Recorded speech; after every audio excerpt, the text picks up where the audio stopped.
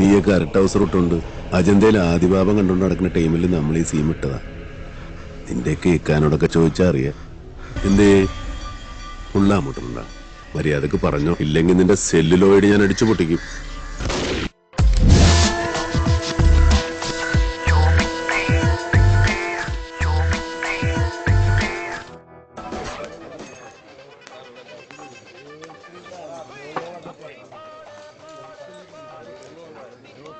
കലക്കി സതീശ. താങ്ക്സ്.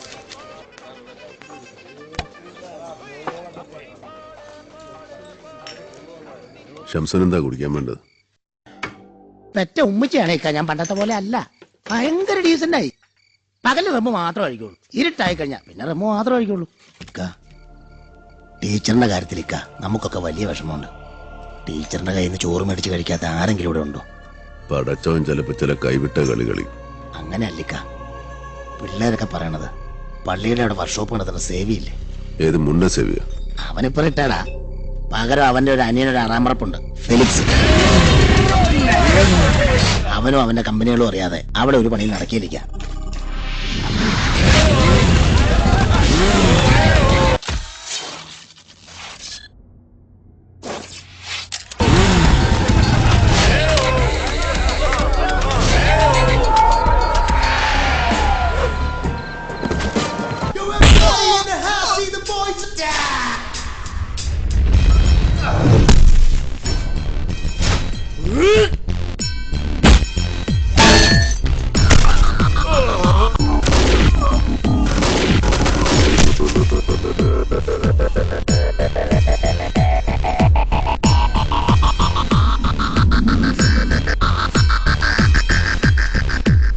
ഇവന്റെ വാപ്പായ ദുബായിലായിരുന്നു, ഒന്ന് കാണാൻ വന്നതാ. ഇവിടെ ഈ റോട്ടിൽ കിടന്ന ഞങ്ങളുടെ അമ്മ മേരി ജോൺ കുരിശിങ്കിലും മരിച്ചു. നീയൊന്നും അറിയാണ്ട് ഇവിടെ ഒരു പണിയും നടക്കില്ലെന്നറിയാം. പറ, പണിയും കഴിഞ്ഞ് അടുത്ത വിമാനത്തിൽ ബാപ്പാക്ക് ദുബായിക്ക് പോകാനുള്ളതാ. വേഗം പറ. നമ്മുടെ കയ്യിലും മൂർച്ചകളുണ്ട് കേട്ടോ. ഇത് പഴയ കൊച്ചൊന്നുമല്ല, പണി കിട്ടൂട്ടോ.